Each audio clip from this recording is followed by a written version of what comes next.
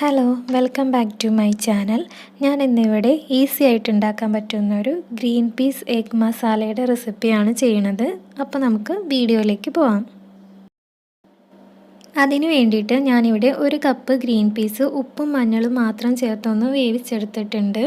അപ്പോൾ ഇതുപോലെ ഒന്ന് വേവിച്ചെടുക്കുക. ഒരുപാട് കുഴഞ്ഞു പോവാതെ വേണം വേവിച്ചെടുക്കാനായിട്ട്.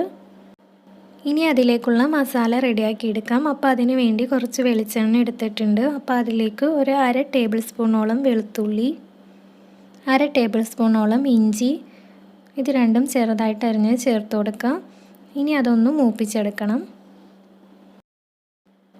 അതൊന്ന് മൂത്ത് വരുമ്പോൾ അതിലേക്ക് ഒരു മീഡിയം സൈസ് സവാള ചെറുതായിട്ട് അരിഞ്ഞത് ചേർത്ത് കൊടുക്കാം. ഇനി അതിലേക്ക് കുറച്ച് കറിവേപ്പില, എരിവിന് ആവശ്യമുള്ള പച്ചമുളക്, ഇത്രയും ചേർത്ത് ഇതൊന്ന് സോഫ്റ്റായി വന്ന വരെ ഒന്ന് വഴറ്റിയെടുക്കാം. അതൊന്ന് സോഫ്റ്റായി വരുമ്പോൾ അതിലേക്കുള്ള മസാലപ്പൊടികൾ ചേർത്ത് കൊടുക്കാം. 1 ടീസ്പൂൺ ഗരം മസാല, 1/4 ടീസ്പൂൺ മഞ്ഞൾപ്പൊടി, 1/2 ടീസ്പൂൺ കുരുമുളക് പൊടി, ഇത്രയും ചേർത്തിട്ട് ഇതിൻ്റെ പച്ചക്കുത്ത് മാറണ വരെ ഒന്ന് വഴറ്റിയെടുക്കാം. ഇനി അതിലേക്ക് 2 മുട്ട ചേർത്ത് കൊടുക്കാം. 2 അല്ലെങ്കിൽ 3 മുട്ടയോ ചേർത്ത് കൊടുക്കുക. എന്നിട്ട് നന്നായിട്ടൊന്ന് ചിക്കിയെടുക്കണം.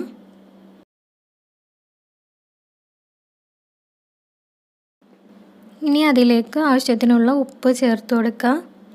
പീസ് ഉപ്പിട്ട് വേവിച്ചത് കാരണം അതിനനുസരിച്ചിട്ട് വേണം ഉപ്പ് ചേർത്ത് കൊടുക്കാനായിട്ട്.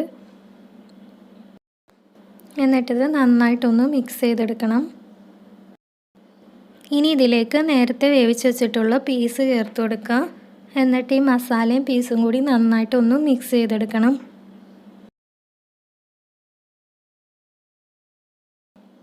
ഇപ്പം നമ്മുടെ green peas egg masala ready ആയിട്ടുണ്ട്. ഈസി ആയിട്ട് റെഡിയാക്കി എടുക്കാൻ പറ്റുന്ന ഒരു ഡിഷാണ്. ഇതുപോലെ ഒന്ന് ട്രൈ ചെയ്ത് നോക്കുക.